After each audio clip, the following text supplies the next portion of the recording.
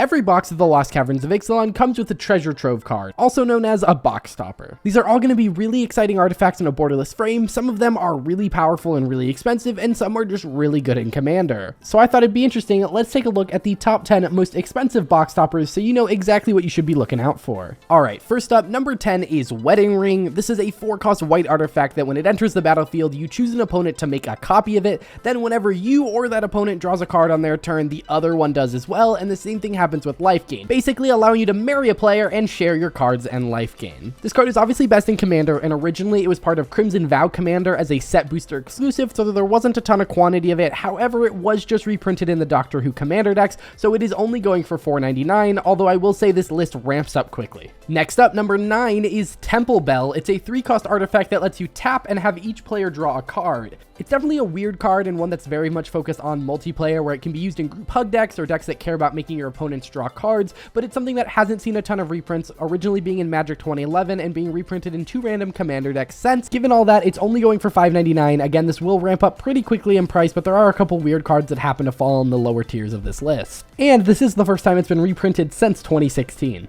Next up, number 8 is a Commander staple, that being Lightning Greaves. Most people know what this does, but it is a 2-cost artifact equipment that gives equipped creature haste and shroud and can be equipped for 0. This card goes in a ton of different Commander decks, protecting your commander and giving your creatures haste with no equip cost. It is a very, very powerful card and seems to get reprints constantly, but it still holds its price and is currently going for $6.99. This is one that I expect to kind of stay around that price no matter how many times it gets reprinted, and it's always good to have more of in your collection. Plus, this art is pretty cool. Next up, number 7 is Archaeomancer's Map. It's a 3-cost white artifact that when it enters the battlefield, you get to search your library for up to 2 basic plains cards, reveal them, put them into your hand, then shuffle. Then whenever a land enters the battlefield under an opponent's control, if that player controls more lands than you, you may put a land card from your hand onto the battlefield. This is an effect that is pretty rare in white. It does get some amount of catch-up play now, and this is one of the best cards that does it, allowing you to basically draw some extra cards and put lands from your hand onto the battlefield, allowing you to stay competitive with your opponents. Because there's not a lot of choices for white ramp, this card goes in a lot of decks that are either white or white-red, and so it's good to see more copies get out there, especially given the fact that it was only ever printed in Commander 2021. Because of all that, it is going for $9.99, and it's just a really exciting reprint to see. Next up, number 6 is Coercive Portal. It's a 4-cost artifact with Will of the Council. At the beginning of your upkeep, starting with you, each player votes for Carnage or Homage. If Carnage gets more votes, sacrifice Coercive Portal and destroy all non-land permanents. If Homage gets more votes or the votes are tied, you get to draw a card. This is a really fun card that will often draw you cards every turn, and then will be a board wipe when the board gets big, confusing, and messy. I think it's what's really great about Commander. It's voting. It's just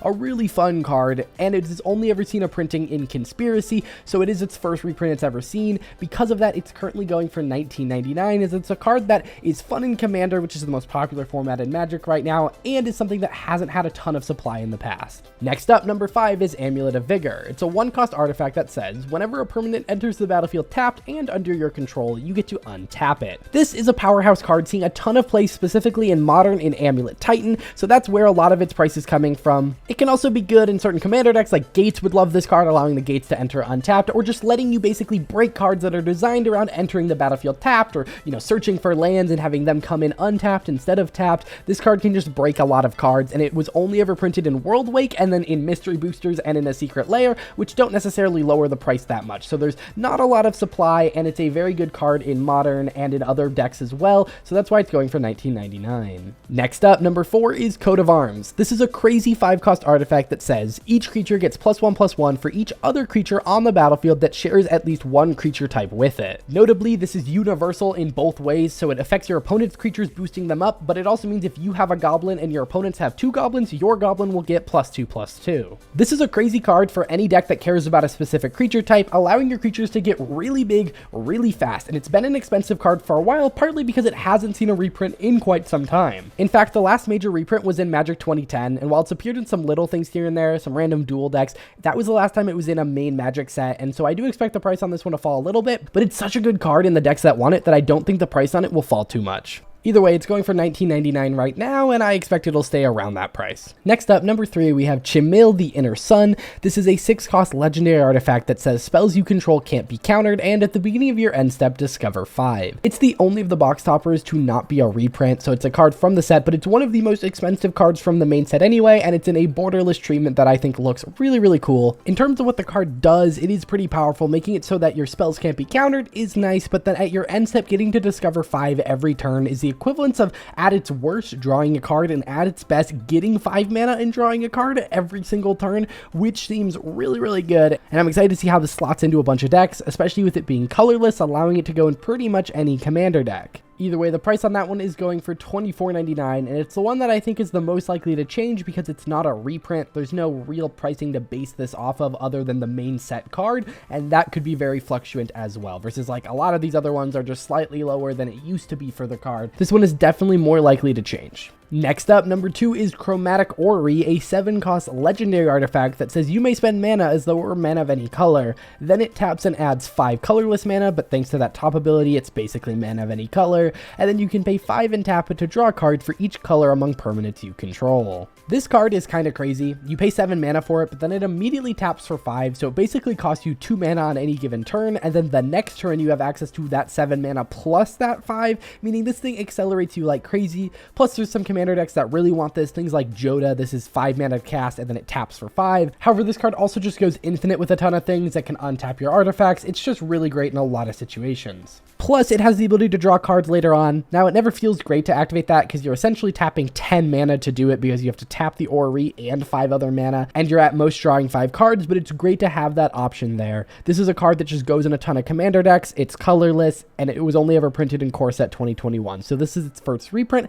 and that's why it's going for $29.99. It's just a really awesome card. And finally, number 1, the most expensive box topper in all of the Lost Caverns of Ixalan. It's actually so much more expensive than the last one. It is more than double the price of Chromatic Orrery. It is Chalice of the Void. It is an XX artifact that enters the battlefield with X charge counters on it, and then whenever a player casts a spell with mana value X, it counters that spell. This is a card that is crazy expensive. It was originally printed in Mirrodin and has pretty much only been reprinted in Master sets and as a special card in Time Spiral Remastered, and it sees a ton of play in Modern and Legacy. Most of the time it's just a sideboard card, but it's a card that when it works great, shutting down combo decks and kind of just stopping your opponent's threats, especially in formats like Modern and Legacy that are very fast and kind of predictable. Either way, the card is going for about $69.99. Again, a very expensive card that will almost pay for most of your box if you pull it, so it's really the card you're hoping for when you open up these box toppers. Alright, so that is the top 10 most expensive box toppers from the set, but I do quickly want to talk about the rarity of these and how they're a little different than box toppers we've seen in the past so that you can be informed about what cards you should be looking out for and what cards you might want to be picking up the singles for. One thing that's really important about these is that they do have different rarities, and the rarities do matter. In past sets like Lord of the Rings, everything was the same rarity, and so each card was equally as likely, versus here you're going to get an uncommon box topper about 62% of the time, a rare box topper 28% of the time, and a mythic rare 10% of the time. So just know while there's only 20 of them, Chalice of the Void is not a 1 in 20 chance. It is much rarer because it is mythic rare.